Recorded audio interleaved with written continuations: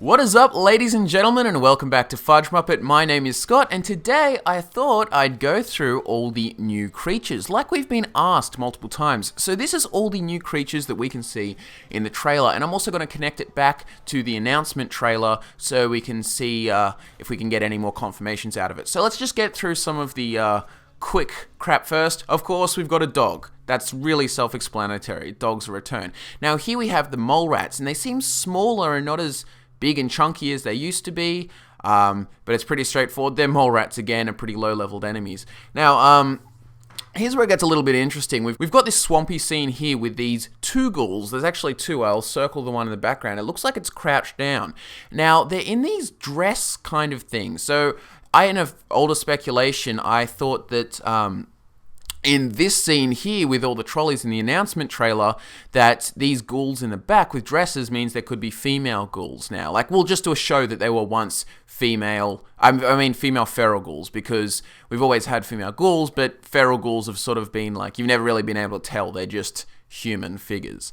So now there's distinctive, like, lots of different clothing from what it looks like. So we've got armor and stuff in this old image and at the front, and then we've got dresses in the background. But we see this multiple times. So we also see it in this scene with the car here. There's this feral ghoul, and it's confirmed. We've got the little health bar at the top with feral ghoul in a dress and everything. And there's lots of feral ghouls that he's been shooting down, piled up on top of each other.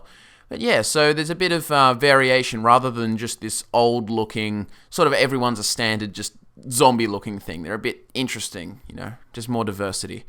Now, here is a really, really interesting image, which I really want your guys' help on. Now, if you look under this bridge, there's this dead thing on the ground. Now, I have no idea what it is. If I didn't know mole rats were smaller, like that we've seen in the Fallout 4 gameplay demo, I would have assumed this is a mole rat. It's about the sort of same-ish size. So I don't know whether it's like a Yao Guai pup, or a cub, or if it's maybe like a mutated bulldog-looking thing. I don't know. It's got 5 toes, clawed toes. It's like a little chunky mammal-looking thing, and it's like a greeny brown. So you guys help me out with that one. I just thought I'd point that out. Another little insignificant thing, we've got this fly. Don't worry, we will be getting to more significant stuff. There is this fly here, so it's just nice to see the little bits of detail that we'll see, like flies going around the dog's face, or like, corpses might have flies around them, or just like little bugs, like lots of little creatures. So, in New Vegas, they added like crows. You'll see crows around, but just nice little creatures that you don't really interact with. They just provide more environment, and that's sort of nice to see. And here's the big hitter. We've got a Yao Guai. It's a little bit different. It's not as greeny brown as the ones in Fallout 3, but I think most of this is just new art direction. It's not particularly like, oh, they're a new type of Yao Guai. It's just that there's a new art direction with the whole thing, because the whole game itself is more colorful and bright, and they've gone a different ways with a few things. So there's the Yao Guai. Now this is an interesting one. We've got the Mirelurk Queen. Now it is walking on all 4 legs, and it looks really different to any Mirelurk we've seen. Now we see a front-on image. It's full of just crap and claws, and it looks intimidating, and it walks on 4 legs, just like the one that we saw in the announcement trailer, which we can now confirm is a Mirelurk, and it's smaller though. So I'm assuming that's just the standard Mirelurk. So I'm assuming this is either just because around the Boston area, Mirelurks like this, or it's new art direction. But the Mirelurk Queen is very interesting, because with the Mirelurk Queen, if you remember in Fallout 3, and even in New Vegas, there were Mirelurk Kings. So maybe we'll actually learn a bit more about how they sort of work. So it looks like the Queens are huge, like heaps bigger, because the Kings sort of looked a bit more humanoid, like you can see here. Yeah, so then they had that sonic shooting thing. So this Mirelurk Queen, it looks like they might have like a nest or something. Maybe we'll be able to see these big nests and full of eggs and Mirelurks everywhere, because it looks obviously like it's going to run like a insect environment. So the big queen bee, we have the big Mirelurk Queen, because the Mirelurk Kings were smaller, and then Mirelurks themselves are quite small. So maybe it's going to work very similar to that. Here we have another feral ghoul with the dog biting him. So that's kind of cool how we can just sort of see the feral ghoul being dragged down by the dog to the ground. A small thing once again. Now we've got super mutants, which look, instead of this bright yellow like in Fallout 3, they're yellowy, grey, green, brown. Not grey, but green, brown, yellowy. Like they're a yellowy brown, and that's what they're supposed to go for, because these are East Coast super mutants from, which I'm assuming they're from Vault 87, because we do have the Behemoth, and Vault 87 super mutants grow and grow and grow for their whole life. So behemoths are older ones that just get bigger and bigger and bigger. And they aren't very smart, these super mutants, because you can have smart West Coast super mutants. Not all of them are, but they can exist. But Vault 87... Oh, there was Forks, who was the exception, but he was a bit of a genetic exception. Most of them are stupid. And one little interesting thing I'd like to point out, they've actually got their mouths closed. They don't have these big, teeth-bearing grins or, vicious teeth all the time. They've actually got their mouths closed, so they sort of look like human kind of thing. So that's interesting as well.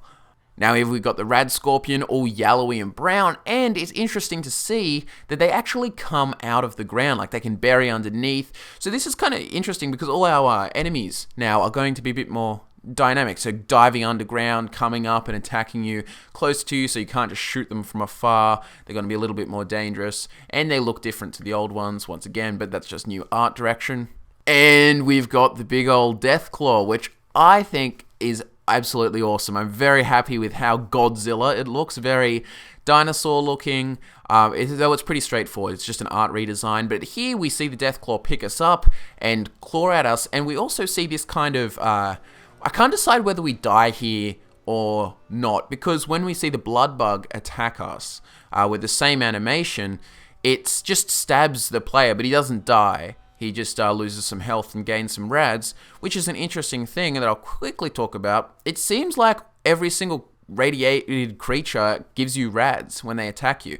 When the Mole Rat in the gameplay demo, if you go back, have a look, attacks you, you get rads. The Bloodbug attacks you, you get rads. The Mirelurk Queen attacks you, you get rads. So a lot of these radiated creatures might, if they attack you and make contact, give you extra rads, which plays into the whole thing of radiation actually being threatening, since everything can give you radiation now, and every sort of creature can attack you and give you radiation, and then your health bar is getting capped because radiation seems to cap your max health. Go check out our previous video that we did on radiation if you want to find out more about that. Now, if we want to have a look at the Bloodbug, it's pretty safe to assume this is just a giant mosquito. I mean Bloodbug, and it looks exactly like a giant mutated mosquito.